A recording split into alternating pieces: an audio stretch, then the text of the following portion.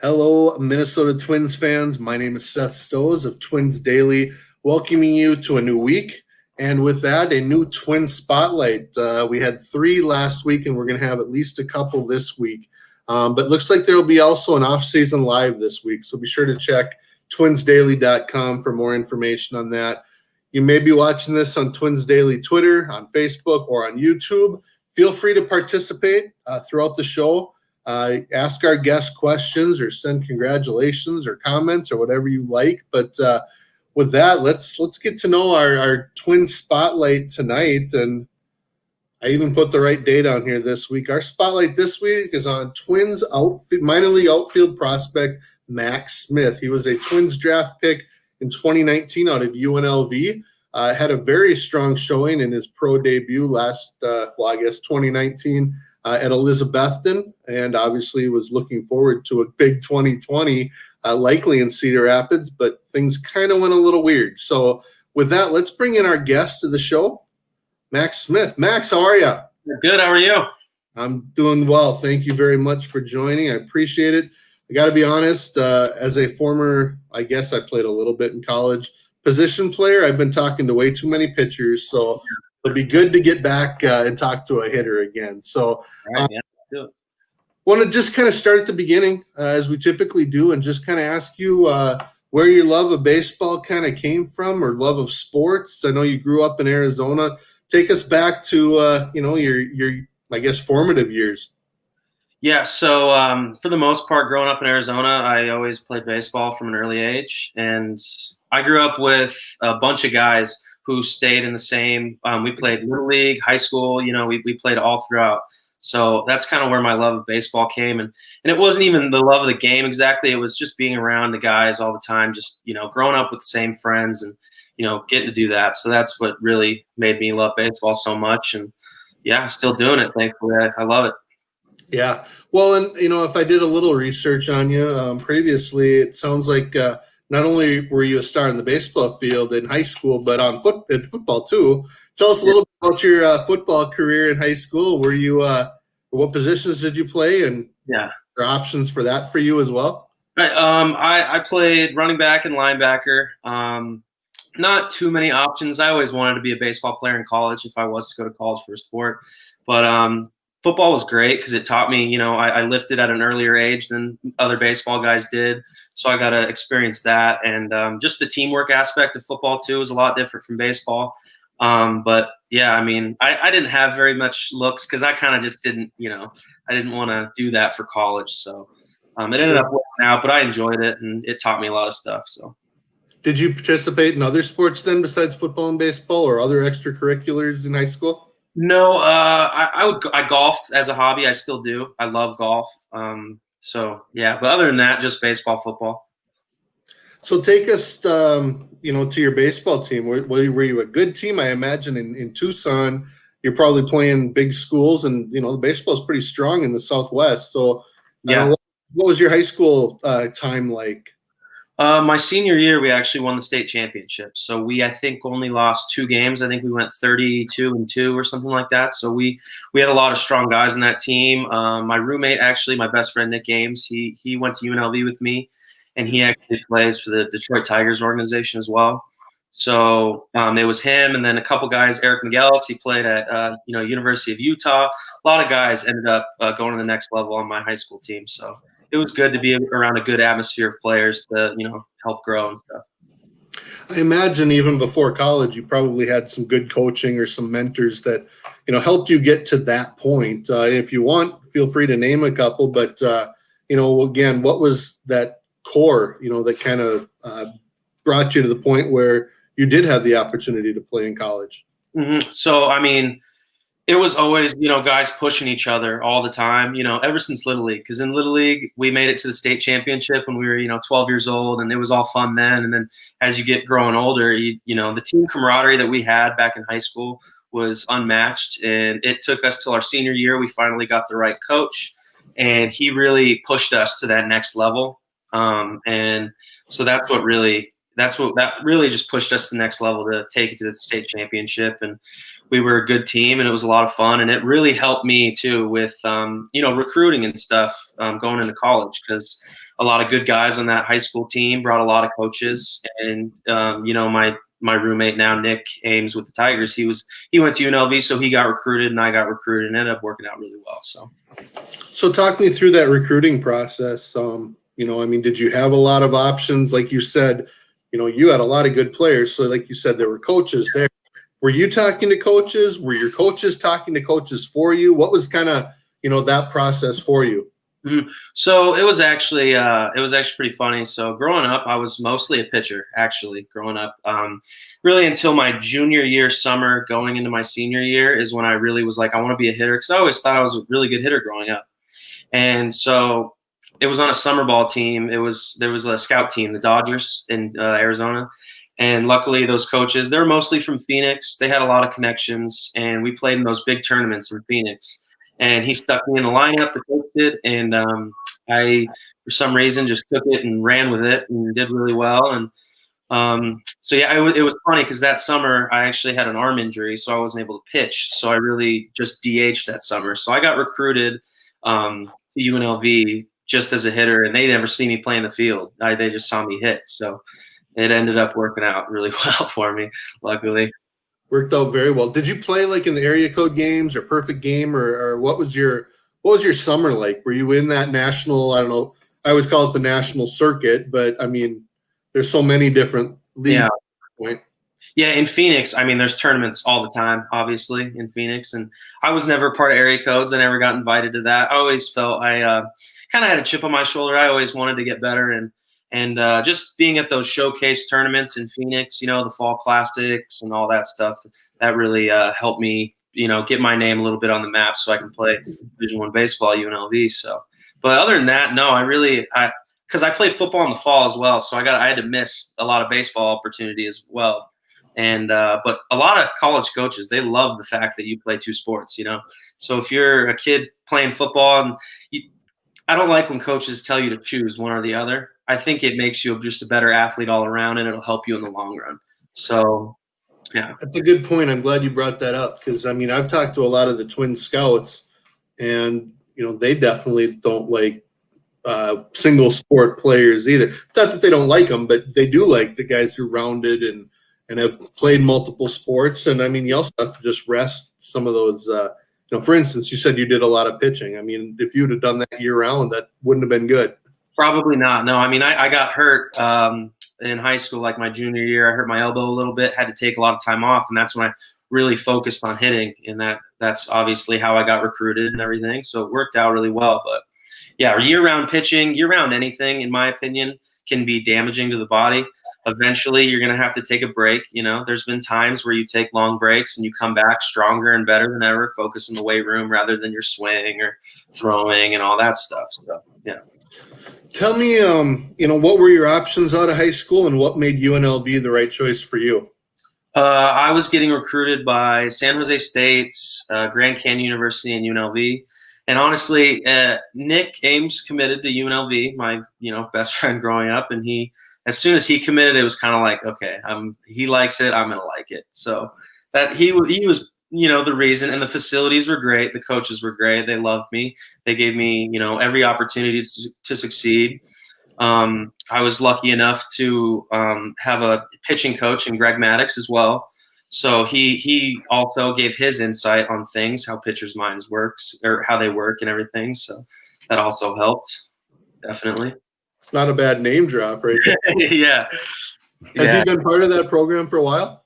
Yeah, ever since my sophomore year, I believe, because I was also roommates with his son. I played with his son at UNLV, who is still playing there actually right now. And so yeah, he was really nice to pick his mind and to get that baseball mind. And the coaches were great. It was in Vegas. People think Vegas is the Strip, and it really isn't. There's a lot of opportunity here. There's a ton of baseball opportunity in general. So I love it here for sure. For sure. So talk a little bit. I know you did a little bit of pitching at UNLV. Yeah. But did become a hitter. And maybe it was Greg Maddox saying you should be a hitter. No, I'm kidding. But yeah, no, it's fine. Process, because I'm guessing your mind kind of changed. And as you played and got to your junior year, Mhm. kind of took off. So, I mean, it clearly was a good decision. What was Mhm. the process to get there?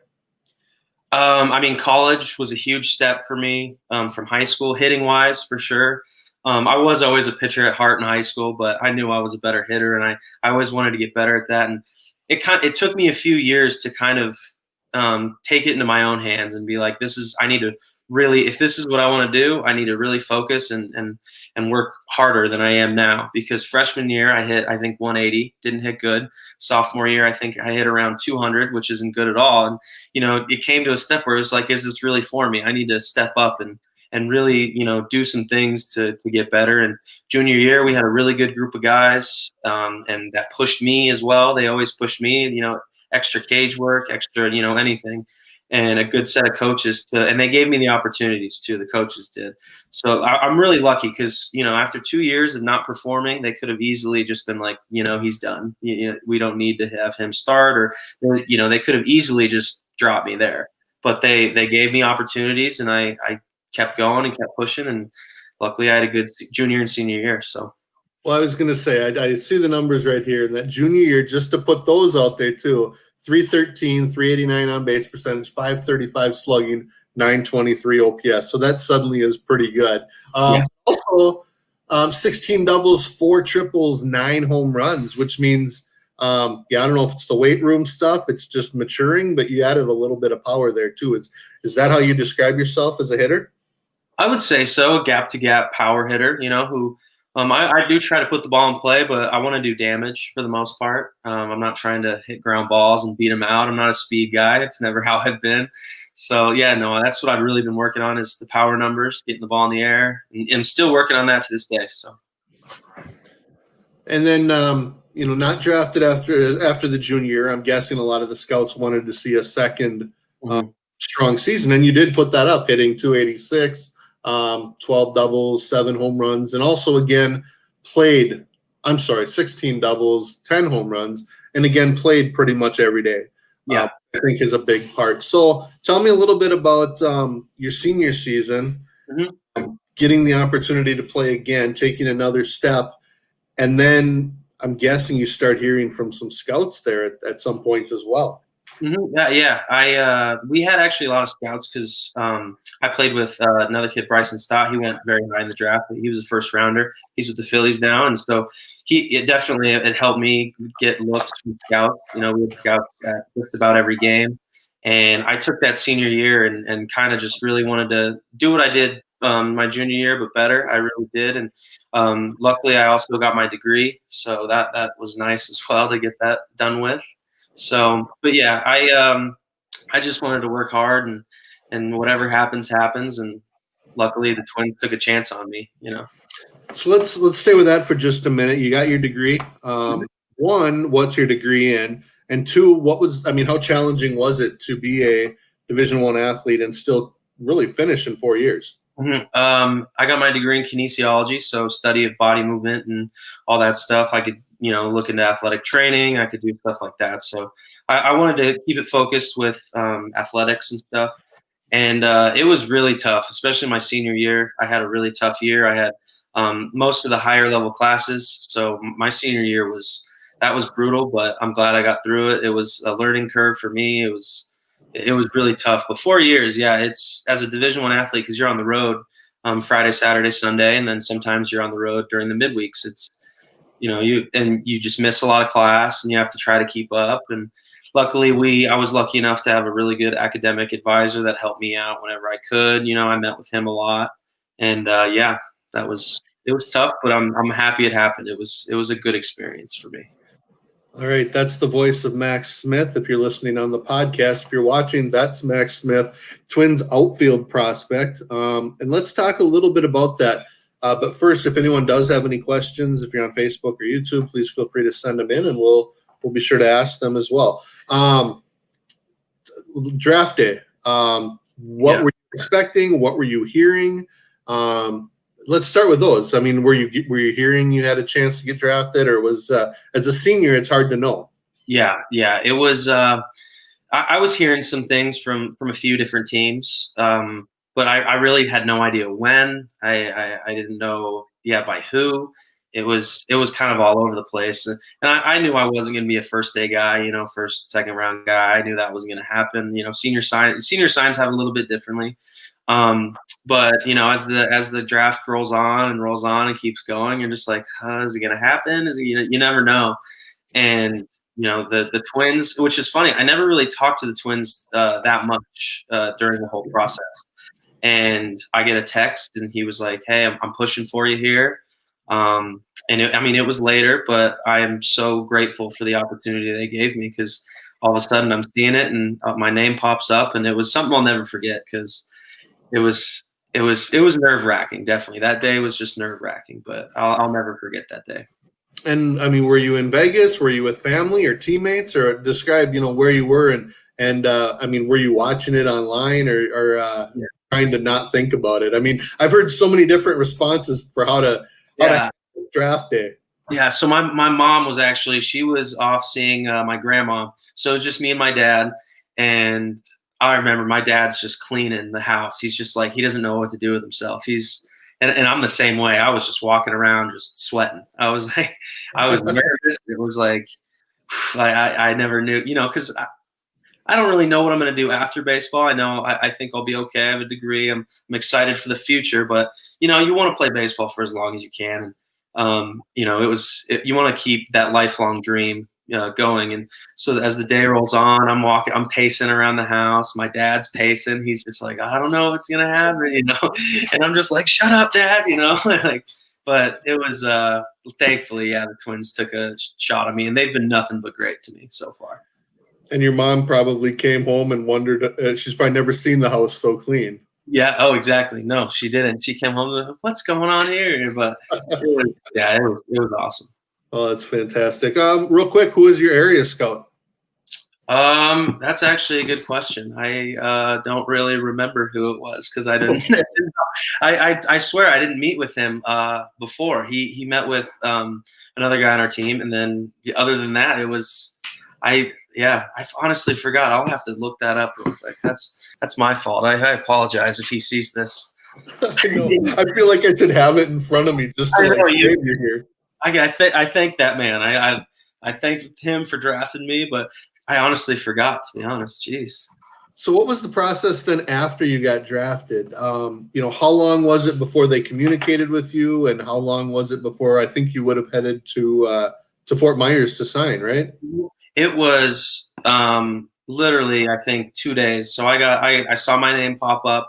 I get a call 2 seconds after that, and they say, hey, can you get on a flight to Fort Myers by Monday? And I think this was a Saturday. I think it was like 2 days. It was like 2 days, you're going to Fort Myers. And it all happened, you know, crazy fast. And it went to Fort Myers, did my physicals and everything there, and signed. And it was awesome. It was an awesome experience.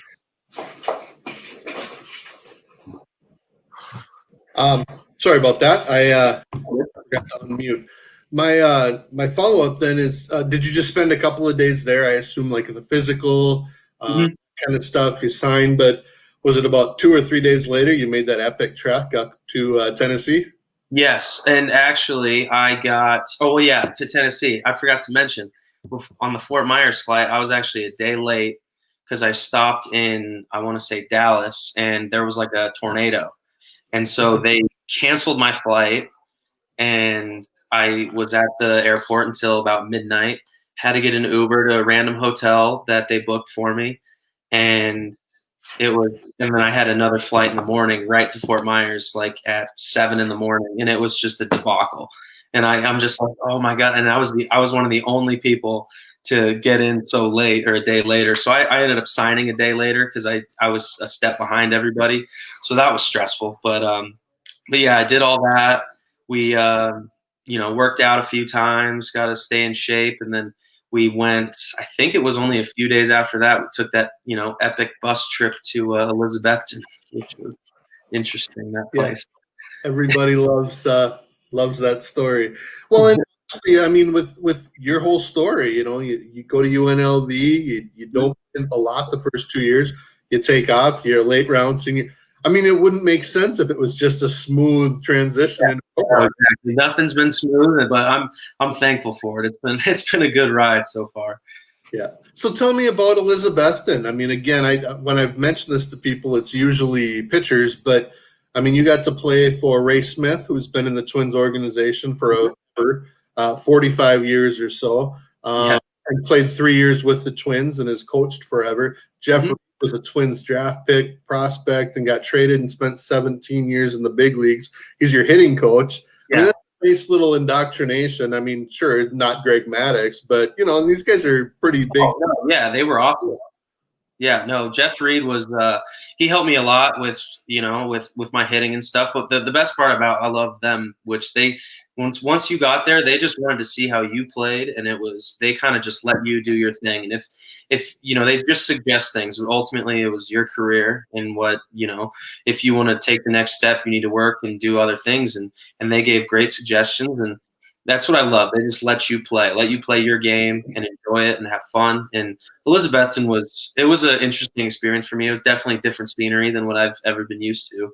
So that was interesting, but it was I played well. It was fun to be around the guys. It was definitely a different experience being a minor league baseball player with because in college you have the hotels and everything's planned out good and everything, and then in minor league baseball it's kind of you're an adult now. You got to figure things out on your own. You got to do everything on your own. So it was a lot of fun with my teammates. We had a good time. I actually, that's the biggest probably reason I'm disappointed that the Twins and Elizabethton are no longer connected. I feel like that's a great way to get guys who have played from all over to come to a place that's a little bit different. And I mean, it's mountains and the river behind the stadium, and Yeah. probably less fans than you played for in college, but it's a good opportunity to learn how to become a pro as a ball player, as a teammate, all of those things. And you not only did that, you played well. I mean, you got off to I think a little bit of a slow start, but you ended really strong. Thank you. Talk a little bit about just that adjustment to pro ball. In Elizabethton, I mean, you're facing, I would say, it's harder pitching in general. Sometimes it's a lot of young kids who are still learning to throw the ball in the zone more. So you got those kids throwing really hard, having no idea where it's going. So you got to really pick and choose at that stage. You kind of got to develop a better approach for sure, and you have to be patient. And that's something that it took me a little bit. I was a little aggressive early on, and then I got to a point where I was going to be more patient and relaxed and go up in the box, swing your swing, and good things will happen. So. And real quick, I believe you were signed by area scout Andrew Ayers. Does that sound right? Yes, Ayers. Yes. That's why I was a little late before I had to go get my media guide and find out. I figured one of us should at least know that. I apologize, Mr. Ayers. It won't happen again. All right. Let's talk a little bit. Again, we're joined by Max Smith, Twins outfield prospect. You did pitch one game as well. Yeah. 1, 2, 3 inning there for the E-Twins. Yes, 8 pitches. I got to throw 1 curveball, 1 slider. I got to throw a changeup. Our pitching coach, Richard Salazar, he told me, he said I couldn't throw as hard as I wanted to, even though I wanted to, but he let me throw a curveball, slider, and a changeup, and then I throw a kind of a natural cutter, so that got the hitters out. I was pretty proud of that. That was exciting. It was definitely a good moment for me. I mean, I remember that. I was watching because I follow all the minor league box scores, and it was early-ish in the season, and it wasn't like it was a blowout game by any means. So I started wondering if that was kind of going to become a thing, and then it ended up being the only time you pitched. So yeah, no, I was on our pitching coach's butt telling him, hey, get me in the game. I need to throw. Pretty consistently, I'd let him know that I wanted to throw. It's fantastic. Yeah. So let's talk a little bit about 2020. Obviously a strange season. I know I've mentioned previous shows. I was in spring training the week before minor league camp actually started, or I was in Fort Myers. So I saw some guys hitting in bullpens and, that kind of thing for about a week. And a week after then, you guys started officially. And about a day later, things kind of went sideways. So from your perspective, talk a little bit about, when you got to Fort Myers, your excitement level for your first official spring training, and the news. It was, so it all happened, extremely fast, as you know. I got there probably a few weeks, I think 2 or 3 weeks before our spring training was officially going to start. And about the first week was kind of just, getting back into things, slowly getting back into things. And we were starting to gear it up. The big league guys were going, and we were just starting to do scrimmages, and guys were getting their bullpens done, and we are getting our hitting done, doing a bunch of drills, and we were excited to start up again. And I remember we had a meeting because the talks were going around of coronavirus, and they kind of just said, hey, this is no more than the flu. It's not a big deal. And literally a day later, not even a day later, it was like emergency meeting tonight, and it happened within hours. So they were just like, yep, flight's home. You guys are going. So it was a shock to us, and it was crazy. It was definitely a wild experience just to be like, hey, we're just going to, not sign balls. We're going to do, and then the news came out that it was much worse than it actually was. And it was like, see you guys, you're going home. So where did you go to Arizona? And kind of the follow up to that is, what were you able to do? Were things open at all? Were you able to hit? Were you able to throw? Yeah, so I went to Arizona originally, and I decided to go back up to Vegas because I have friends up here, and some of my college buddies still had the house that we lived in last year, and they were just like, yeah, come by and stay. And I only figured it would be a few weeks, and I just tried to stay in shape. And as soon as I got to Vegas, that's when we had the complete lockdown where it was like nothing's open, you're not allowed to do anything. And so me and my friend Nick, we would basically just work out in somebody's backyard and throw when we could, and we couldn't really hit. And then it got to the point where things started opening back up, but we were wondering, are we going to go back? We have no clue. And we just kept doing what we could, the best we could. And then the news came out, the season was canceled. And so now I'm still here in Vegas. So what, I mean, again, I've talked to pitchers about this, and they were trying to stay on a routine and working with coaches. I assume you were keeping in touch with maybe a trainer, but did you have a hitting coach or anyone kind of giving you ideas on what you could or should do? Yeah, so I talked with a few coaches throughout the whole thing. I talked to my trainer still about once a week, and my athletic trainer, or my weight coach, I talked to him, all the time. And then I talked to the hitting coaches, the high hitting coaches, the high and low A hitting coaches, actually, for probably at the beginning of quarantine, a few times a week. And they were just trying to get us to do what we can because they know the circumstances. It was tough to find places, and even some places still don't even let you go in and do that. But luckily now we're able to get into a few facilities, a batting cage, and we're able to work out at one of our friends' like gyms that he runs and stuff. So it's been good. It's been nice to have facilities open for us because I know some guys have had nothing open for months. And so I was lucky for that.